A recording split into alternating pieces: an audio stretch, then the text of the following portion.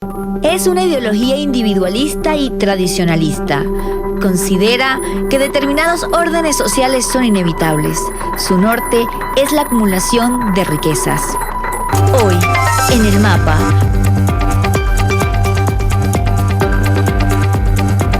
conoceremos más de la derecha en el poder. El término político de derecha es acuñado a raíz de una costumbre en el siglo XVIII, durante la Revolución Francesa. En líneas generales, la derecha es el espectro político que considera inevitables o deseables determinadas jerarquías y órdenes sociales. Se apoyan en la naturaleza humana, el derecho natural, la economía o la tradición. Para indagar sobre la actuación de esta ideología cuando asume el poder, conversamos con la historiadora y académica Anabel Díaz H. y el abogado y filósofo Fernando Rivero. La Revolución Francesa, como la primera revolución burguesa en llegar al poder, se establece el Parlamento y los que se sentaban a la derecha eran los más conservadores, por decirlo de alguna manera, mientras que los que se sentaban a la izquierda ya se fueron ubicando los más liberales, los menos conservadores en cuanto a los derechos sociales. Entonces, ser de derecha y de izquierda viene de la revolución burguesa. Y luego ese término se extendió al mundo entero y hoy por hoy es una manera de centrarse o de ubicarse políticamente. Una de las peculiaridades más resaltantes de esta ideología es el predominio de los derechos individuales sobre los derechos colectivos en la sociedad. Hoy la derecha tiene, digamos, como característica, primero, impone el pensamiento único, acaba con la pluralidad, con la diversidad de ideas, no es tolerante ante la disidencia. Adicionalmente, en los tiempos de la globalización neoliberal que hoy afrontamos, hablar de derecha implica someter a los pueblos a un conjunto de instituciones supranacionales, de manera que atenta contra la soberanía, la autodeterminación de los pueblos, pero además coloca en primer plano siempre la defensa del derecho a la propiedad, particularmente a la propiedad privada, y defiende a los grandes capitales. Hoy, una posición de derecha está casada indisolublemente con la retórica neoliberal, con el dogma del Estado mínimo que planteó tanto Hayek como Milton Friedman. Las personas que se inscriben en una ideología de derecha creen que los derechos individuales, los derechos, como decía el manifiesto, los derechos del hombre y del ciudadano, están por encima de los derechos colectivos. Es decir, la propiedad privada, el derecho a la libre expresión del individuo, ¿verdad? Los derechos políticos, el derecho a ejercer el sufragio, por ejemplo, eran los derechos sagrados o son los derechos sagrados para las democracias liberales, las democracias burguesas. Ante esa situación se contrapone la otra visión del mundo, una visión que rescata que los derechos colectivos están por encima de los derechos individuales. Y esos derechos colectivos son, los derechos conocidos como sociales, que se recogen también en la Carta de la ONU. Según la Organización de las Naciones Unidas, los derechos sociales fundamentales de los seres humanos son la educación, la alimentación, la salud, la protección social, la vivienda, el empleo, a un entorno saludable. Los derechos humanos se identifican de manera indivisible. Los individuales no se pueden cumplir si se violan los colectivos. Los colectivos se vulneran si se violan los individuales. El predominio de los derechos sociales sobre los derechos particulares ayuda a construir consensos, sociedades más igualitarias. Sin embargo, las extremas derechas siguen negando los derechos colectivos. Rivero señala que cuando asumen el poder político implantan una política regresiva en materia social. En lo económico crean las condiciones para desregular el Estado y evitar que los capitales tengan normativas que frenen la acumulación de ganancias. Pero además, particularmente en este momento, problemas o temas, mejor dicho, como la migración, la comunidad LGTBI+, etcétera, son, digamos, temas sensibles donde la derecha tiene primero una posición xenofóbica en materia de migración, tiene además una posición sumamente machista contra esos sectores que tienen otra orientación sexual, que en Europa particularmente lo podemos ver con la primera ministra Meloni allí en Italia, pero también con otros actores que en este momento, aparte de la xenofobia, el racismo y la discriminación, bueno, también podemos ver cómo se adelantan planes para homogenizar el pensamiento, para crear, digamos, las condiciones en términos de ideas, de darle, digamos, sostén para la imposición de un único modelo de convivencia humana. En el pensamiento individualista liberal, el pobre lo es porque no se esfuerza lo suficiente para dejar de serlo. Ignora o subestima todas aquellas condiciones externas o inherentes a la persona que determinan su condición. Superar la pobreza pasa a ser un problema individual de cada uno y la competencia está por encima de la cooperación. Entonces, bueno, yo tengo que competir con mi igual para poder superar mis condiciones de vida. Si yo para esa competencia tengo que pasar por encima de los derechos de mis compañeros o de mis iguales, si yo para eso tengo que violar la ley, si yo para eso tengo que apropiarme de lo que no es mío, no importa. ¿Por qué? Porque la competencia está por encima de la cooperación y lo importante es el éxito individual. Los derechos individuales en el predominio de la propiedad privada, la sacrosanta propiedad privada por encima de la propiedad social. Por eso ellos practican y también predican que todos los activos nacionales hay que privatizarlos, porque para ellos lo único que es eficiente es la administración privada, que hace de la acumulación su principal fundamento. Díaz sostiene que mantener los bienes nacionales, la nacionalización de los recursos estratégicos, las empresas estratégicas en manos del Estado hace que prevalezca el interés nacional del colectivo por encima de los intereses particulares. Otra característica de quienes son de derecha es la intolerancia. Son sumamente arrogantes, tienen posiciones totalitarias, no aceptan el pensamiento divergente, no aceptan el debate, censuran la crítica y la autocrítica. Si algo podemos hablar en este momento es que frente a la imposición, a esa pretensión de imponer a escala global un modelo de convivencia humana con arreglo al capital, con arreglo a los grandes capitales, mejor dicho, bueno, de la mano de eso vemos una cultura antidemocrática muy marcada, que tiene rasgos autoritarios, que tiene, digamos, la solución a través de la violencia política de los, digamos, grandes debates desde el punto de vista de las ideas. La derecha cuando llega al poder, bueno, se apropia de la renta del Estado, se apropia y empieza a privatizar todo lo que puede ser privatizado y hasta lo que no. Al regreso de la pausa. Als unsere Partei gerade 7 Mann hoch war, sprach sie schon 2 Grundsätze aus. Erstens, sie wollte eine wahrhaftige Weltanschauungspartei sein.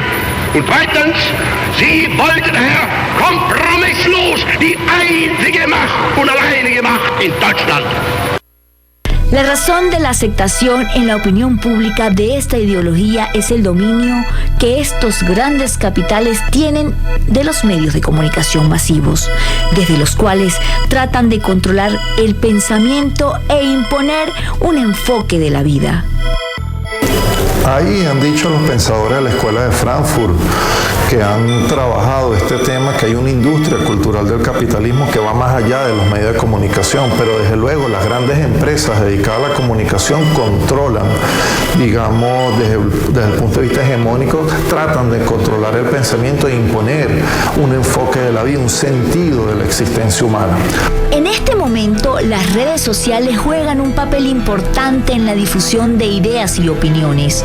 hemos visto que ha habido una transformación en términos de la comunicación política y las redes sociales, mejor llamadas redes digitales, sirven también para eso. Hay un pensador surcoreano que ha venido trabajando este tema y ha señalado que más allá de que aparentemente está desconcentrada, digamos, el flujo de información, la producción de contenido, los algoritmos y las redes digitales sirven más bien para complementar lo que es la sociedad disciplinaria, una especie de panóptico global que regula el comportamiento, modela percepciones y por supuesto tiende a imponer una determinada manera de comprender las relaciones humanas.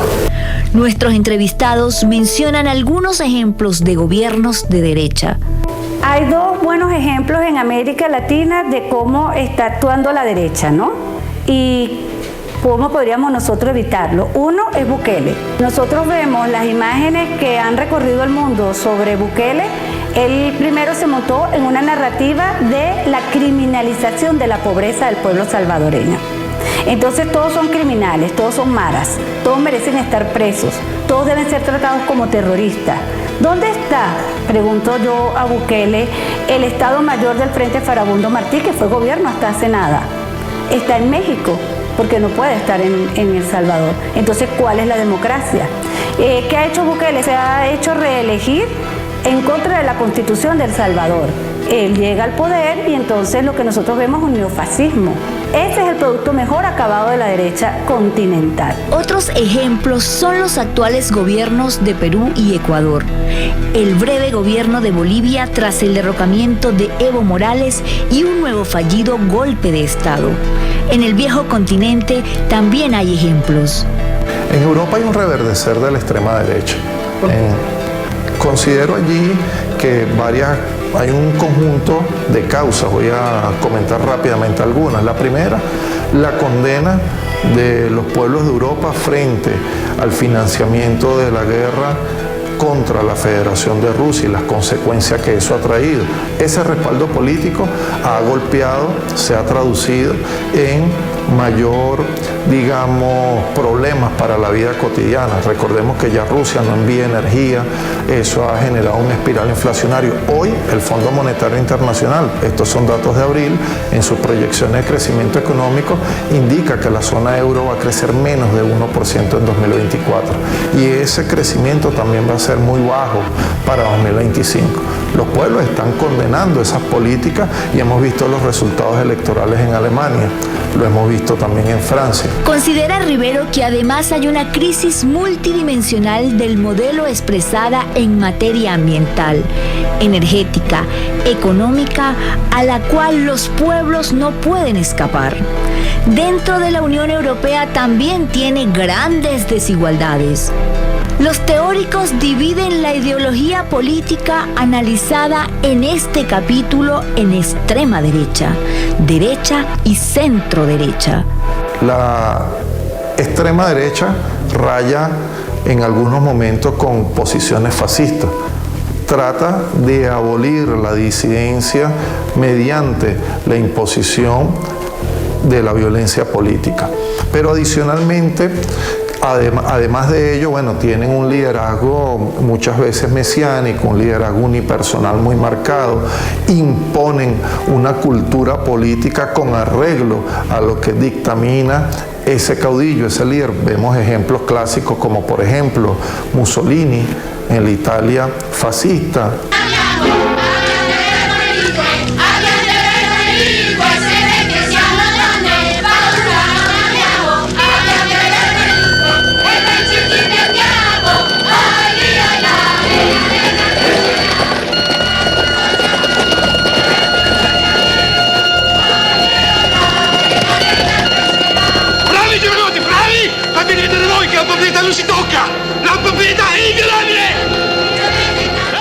En España, luego de la guerra civil, el papel que jugó Franco.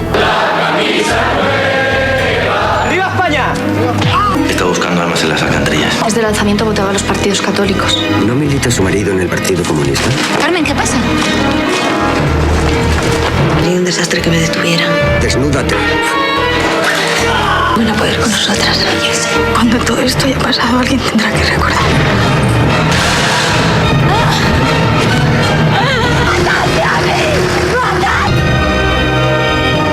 podemos ver, digamos, como otro ejemplo clásico, lo que hizo Hitler en Alemania. Es spricht der Führer. Denn als unsere Partei gerade 7 Mann hoch war, sprach sie schon 2 Grundsätze aus. Erstens, sie wollte eine wahrhaftige Weltanschauungspartei sein.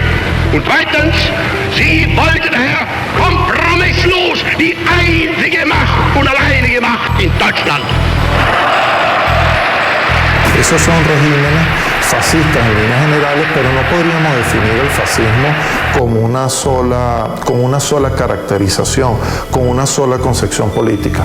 La derecha, por el contrario, bueno, tiene, digamos, concepciones liberales desde el punto de vista político, trata de regular el Estado desde el punto de vista vertical, es decir, la relación de la ciudadanía con respecto al Estado, brinda un conjunto de derechos, pero siempre colocando también en primer plano la propiedad privada, pero es más, digamos, un poco más plural, pero con arreglo, un modelo de convivencia en este momento con arreglo al capitalismo neoliberal. Y, digamos, eso que llaman la centro-derecha, bueno, es una especie de concepciones conservadoras light, donde se admiten algún tipo de participación política de fuerzas divergentes, pero que, bueno, trata desde luego imponer también esas ideas conservadoras, pero se somete a, digamos, elecciones, en algunos casos respetan la voluntad popular. A partir de la finalización de la Segunda Guerra Europea, el mundo políticamente se hace bipolar. El capitalismo representado por Estados Unidos y el comunismo por la Unión Soviética. Comienza la llamada Guerra Fría. El mundo occidental, bueno, se centraba en eso, en los derechos, en la derecha y en la centroderecha. Se tuvo que ver en la obligación de reconocer ciertos derechos que se llamó el estado de bienestar en Europa. ¿Por qué? Por el temor a que se extendiera el socialismo soviético. O sea, había que frenar el socialismo soviético. Habían unas organizaciones sindicales muy fuertes, ¿verdad? Entonces, para parar eso, las democracias liberales burguesas europeas decidieron, bueno, vamos a ceder en algunos aspectos, en los aspectos sociales. Entonces, bueno, la educación, vamos a proveer de una educación de calidad, la salud, vamos a proveer de sistemas de salud público, sistemas de seguridad social, las pensiones, todo eso corría por cuenta del Estado que administraba el bien público, ¿no? La república es precisamente eso. En América Latina eso llegó fallo, ¿verdad? Porque, bueno, tratamos de imitar. Al retorno, si los gobiernos denominados de izquierda o progresistas están orientados al bienestar social, ¿por qué surgen regímenes contrarios a los intereses del colectivo, además con apoyo popular? En el continente americano, el Estado que se conoce es el capitalista, conformado a partir de las élites que se apropian del poder político. Las insurrecciones contra esta situación se suceden en varios países. La primera ola progresista, que nace fundamentalmente en los ejércitos latinoamericanos, comienza en la época de los 50. Y antes, en Venezuela, por ejemplo, con Medina Angarita. En Argentina, con el peronismo, con Perón, ¿verdad? Bueno, eso se extendió por el continente y era antes de los años 60. Esa intención, esa primera ola progresista de establecer un estado de bienestar, un estado de justicia social. No habíamos pensado en ir hacia la igualdad ni construir un socialismo, pero sí se pensaba en que, bueno, había que garantizarle los derechos básicos a la población para que ésta no se levantara en contra del Estado. Luego de eso, a partir de los 80, con Margaret Thatcher en el Reino Unido, se empiezan a aplicar una serie de políticas que ya era una fase superior del capitalismo. Se hizo, de hecho, se globalizaron los capitales. Los capitales ya no son nacionales, sino transnacionales. Y esas grandes corporaciones piden un Estado mínimo para ponerlo a su servicio. La población se rebela. En Bolivia la primera rebelión fue porque privatizaron el agua y muchas mujeres tuvieron que vender su casa para pagar la deuda del agua. ¿Qué sentido tiene algo como eso? En otros países, Chile, por ejemplo, un país donde se pudo aplicar las políticas neoliberales, aquello que decían los Chicago Boys. Pero ¿cómo se pudo aplicar eso? Bueno, con una dictadura. Porque el neoliberalismo, las políticas neoliberales en el fondo no son sino negar la democracia. No puedes aplicar políticas neoliberales en un sistema democrático porque simplemente la gente va a salir a protestar y la vas a tener que reprimir. O simplemente porque la gente no va a decir, bueno, a ti te toca morirte de hambre. Como le dice hoy el hegemón a nuestros compañeros haitianos, a ustedes les toca morirse de hambre, ustedes están de más, ustedes sobran, nosotros damos ese territorio, porque es un territorio geográficamente importante para nosotros, porque necesitamos situarnos ahí para dominar. Entonces, ¿qué hacen? Lo caotizan, lo llenan de armas, los ponen a matarse entre ellos. Guerra de perros. ¿Dónde aplicaron eso? En los Balcanes. La balcanización del Caribe, la balcanización de América Latina. Si los gobiernos denominados de izquierda o progresistas están orientados al bienestar social, ¿por qué surgen regímenes contrarios a los intereses del colectivo, además con apoyo popular? Casi siempre la extrema derecha o incluso el fascismo llega o toma mayor, fortaleza cuando los gobiernos que predican o hacen planteamientos de cambio radical de la sociedad no honran esos compromisos. Yo diría que cuando nuestros pueblos votan por sus verdugos, se dejan seducir por los sectores más conservadores, por los sectores de derecha, esto invita una gran reflexión al movimiento revolucionario. Y si hay un gobierno de ese corte ejerciendo, las políticas públicas, tiene que obviamente revisarse, tiene que reflexionar sobre ello. ¿Por qué? Porque el error más grave que puede cometer un actor político que crea en el cambio de las sociedades actuales es echarle la culpa al pueblo cuando se pierde una elección o cuando el pueblo no nos acompaña. La derecha juega, dirigida en este caso en América Latina y el Caribe por la Casa Blanca y por los poderosos en la Unión Europea, juega, su papel y trata de confundir a nuestros pueblos. Han sido muchos años de criminalización de la izquierda. Cuando en Venezuela en 1998 el bipartidismo se rompió antes con Caldera en el 94, pero cuando termina ya definitivamente ya ningún actor político del bipartidismo tradicional quedó dentro del Ejecutivo Nacional. La gente tenía miedo, sí, pero la gente se arriesgó porque no tenía unas condiciones de vida insoportables, insufribles.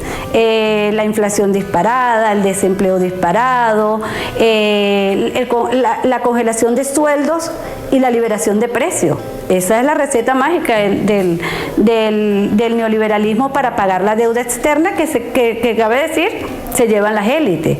En Venezuela, la insurrección militar de 1992 surge en contra de ese Estado mínimo, de la aplicación de políticas neoliberales, de la privatización y entrega de sus recursos naturales, de la idea de no tener ejércitos nacionales. ¿Cuáles son los argumentos? El libre mercado será el que mande, el capital es libre. Para él no existen fronteras, ni aranceles, ni impuestos. Por tanto, los ejércitos no son necesarios. Pero el libre mercado no existe.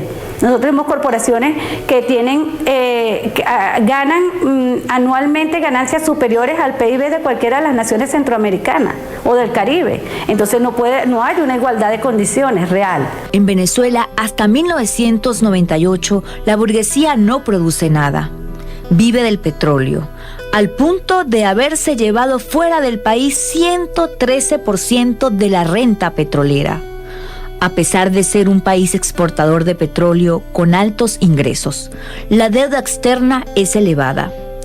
Ante los fracasos o promesas incumplidas de los gobiernos, la derecha o su extremo emergen como una engañosa alternativa.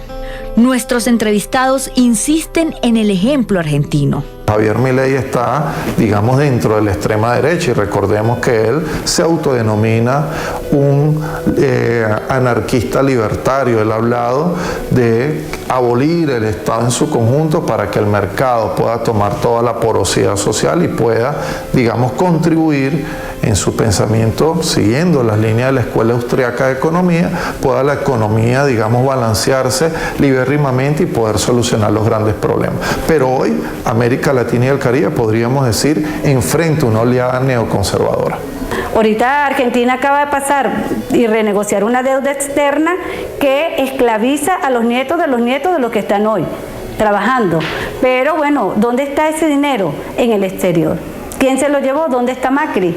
¿Por qué insurge el señor Milei en contra de la casta y gobierna la casta? La solución para enfrentar la ola neoconservadora parece estar en la autocrítica y la tolerancia. Bueno, creo que lo fundamental, la batalla de ideas, creo que hay que colocar el acento en las luchas populares, creo que allí repensar la democracia es fundamental. El comandante Hugo Chávez, en el Plan de la Patria 2013-2019, decía radicalizar la democracia. Los problemas de la democracia se solucionan con mayor democracia.